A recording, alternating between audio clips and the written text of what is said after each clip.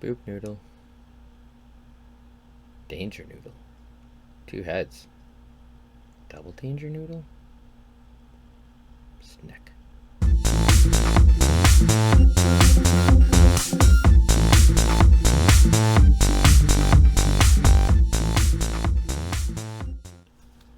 Hello, my fellow D&D fans, both DMs and players alike. My name is Craig, aka PunDMC, and I'm coming to you with a Monster Monday. I want to take a look at some of the various monsters and creatures that are available for us in 5th edition lore, both from the Monster Manual and from the various source books that have been published by Wizards of the Coast. Specifically, I want to take a look at some of the creatures in the Ghosts of Saltmarsh. Now, this book is my absolute favorite that has been published so far. It's just filled with incredible content. We do have a appendix that has lots of monsters and NPCs available for us, but it also has ship stats, and it has locations and all kinds of really cool stuff. And you can actually run it as a campaign, as a series of campaigns. You can run one of the adventures as a one-off, or like me, you can take content from here and you can plug it into your own campaign, which is what I like to do, since I'm running a few different sea-based campaigns actually at the moment. So there's a lot of good content in here that I can use, which makes me very happy as a DM. So I want to start off by looking at the Amphisbaena, this little danger noodle right here. It's actually got 2 heads. There's the second one down there. So 2-headed snake, yes.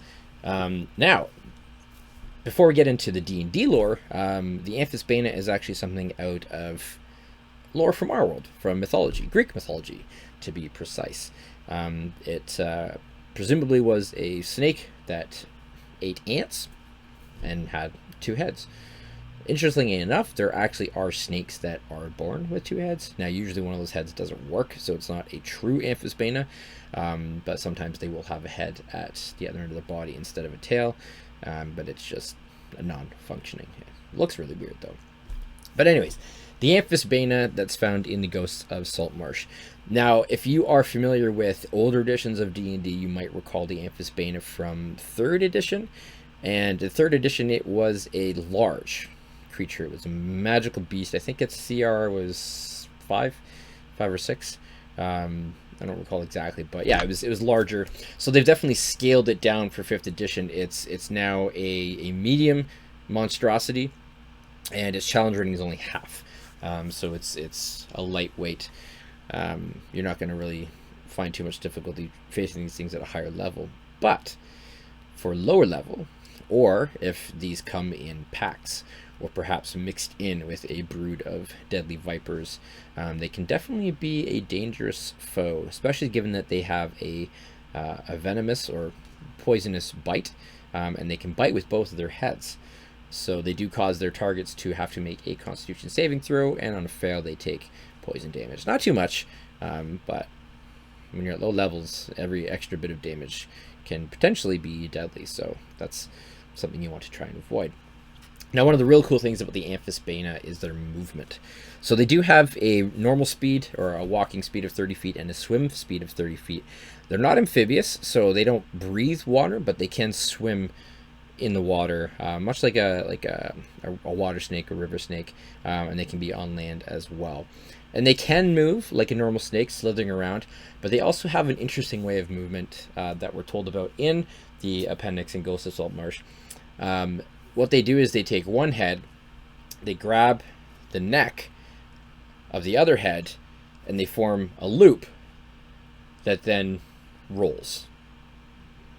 Kind of like a venomous, monstrous, living hula hoop of death in the jungle. It makes sense. And sometimes you need odd. Not every creature you face has to be this big, deadly, dark, death-breathing enemy of creation itself.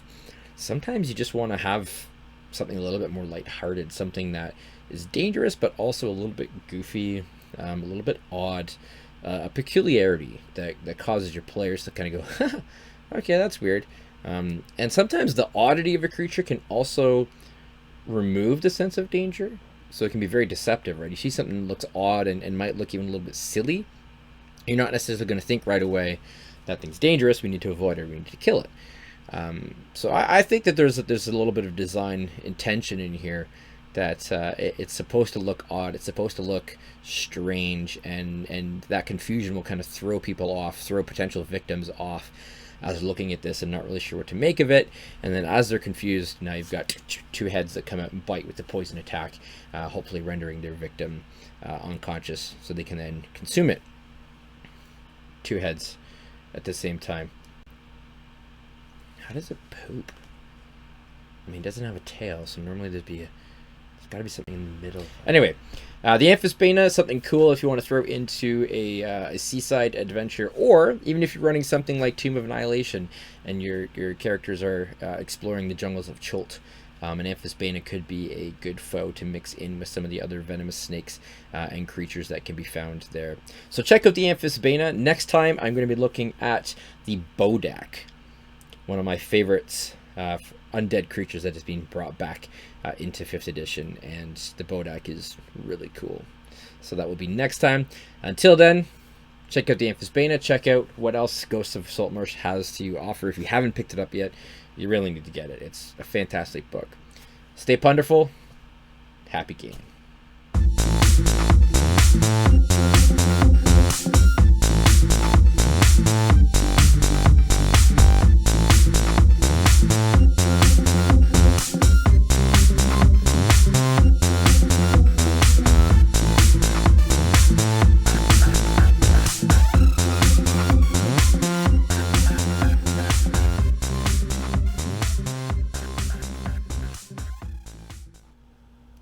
Boop.